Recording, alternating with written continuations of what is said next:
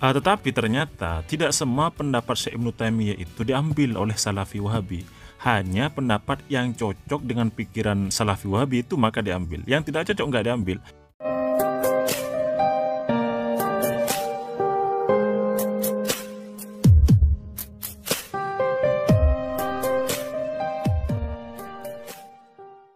Misalnya masalah bid'ah, Syekh Ibnu Taimiyah itu menegaskan bahwa tidak semua bid'ah itu sesat. Menurut beliau, bid'ah itu ada dua, ada bid'ah hasanah, ada bid'ah madmumah, ada bid'ah yang baik, ada bid'ah yang tercela. Ya, baik saya bacakan ya tulisan beliau dalam kitab beliau sendiri. Nah, ini pendapat Syekh Ibnu Taimiyah mengenai bid'ah. Terdapat di dalam kitab beliau Majmu'ul Fatawa. Ya, saya baca, wa ma khalafan nususah fa huwa bid'atun bittifaqil muslimina wa ma lam yu'lam annahu khalafaha faqad la yusamma bid'atan.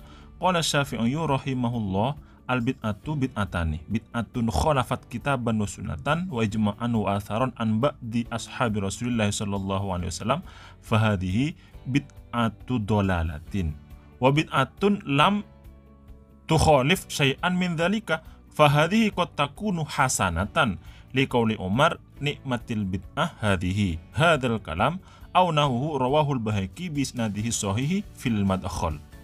Artinya, apa-apa yang menyalahi nas Al-Qur'an atau hadis maka itu bid'ah dengan kesepakatan ulama.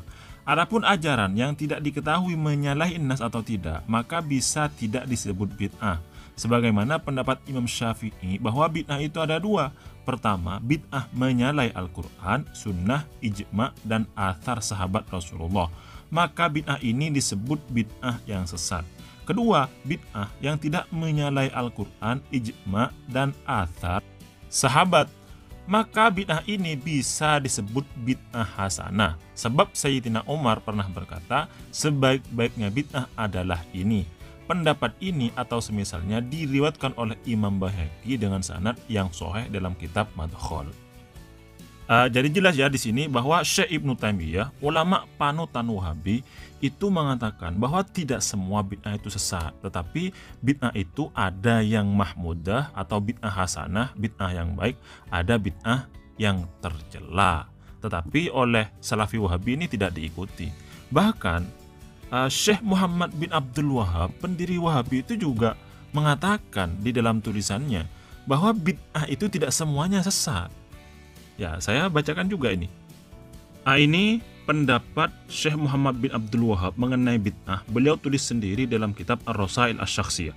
Beliau menulis, nakhla'u jami'al bid'ai illa bid'atan laha aslun fi syar'i kajam'il mushafi fi kitabin wahidin. Wa jam'i Umar radhiyallahu anhu as-sahabata ala tarawihi jama'atan wa jam'i Ibni Mas'ud ashabahu ala al-qasasi kulla khamisin wa nahwi dzalika fa hadza hasanun wallahu a'lam. Artinya, kami mencopot atau menghindar dari semua bid'ah kecuali bid'ah yang memiliki landasan di dalam syara', seperti mengumpulkan Al-Qur'an dalam satu kitab. Sayyidina Umar mengumpulkan para sahabat untuk sholat tarawih berjamaah, dan Ibnu Abbas mengumpulkan sahabat-sahabat untuk berkisah setiap hari Kamis, dan semisal itu semua. Maka hal itu bagus atau disebut bid'ah hasanah. Wallahu a'lam. Jadi bisa kita pahami, dua tokoh dari ulama Salafi Wahabi itu mengatakan bahwa tidak semua bid'ah itu sesat. Ada bid'ah hasanah, ada bid'ah madmumah. Ya, sebagaimana yang saya jelaskan tadi dari Syekh Ibnu Taimiyah. Syekh Muhammad bin Abdul Wahab juga mengatakan bahwa beliau menolak semua bid'ah, ya, kecuali bid'ah yang mencocoki kepada syariat atau bid'ah yang memiliki landasan dalam syariat. Maka menurut beliau itu hasan, ya, bukan bid'ah tercela, bukan bid'ah tersesat, tapi bid'ah yang hasan.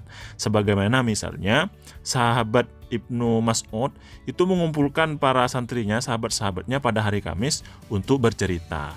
Dan Sayyidina Umar mengumpulkan atau sholat tarawih berjamaah di masjid, padahal di masa Rasulullah nggak ada. Itu juga bid'ah hasanah menurut Syekh Muhammad bin Abdul Wahab, pendiri Wahabi, ulama panutan Salafi Wahabi. Tetapi pendapat-pendapat beliau ini tidak diikuti oleh Salafi Wahabi.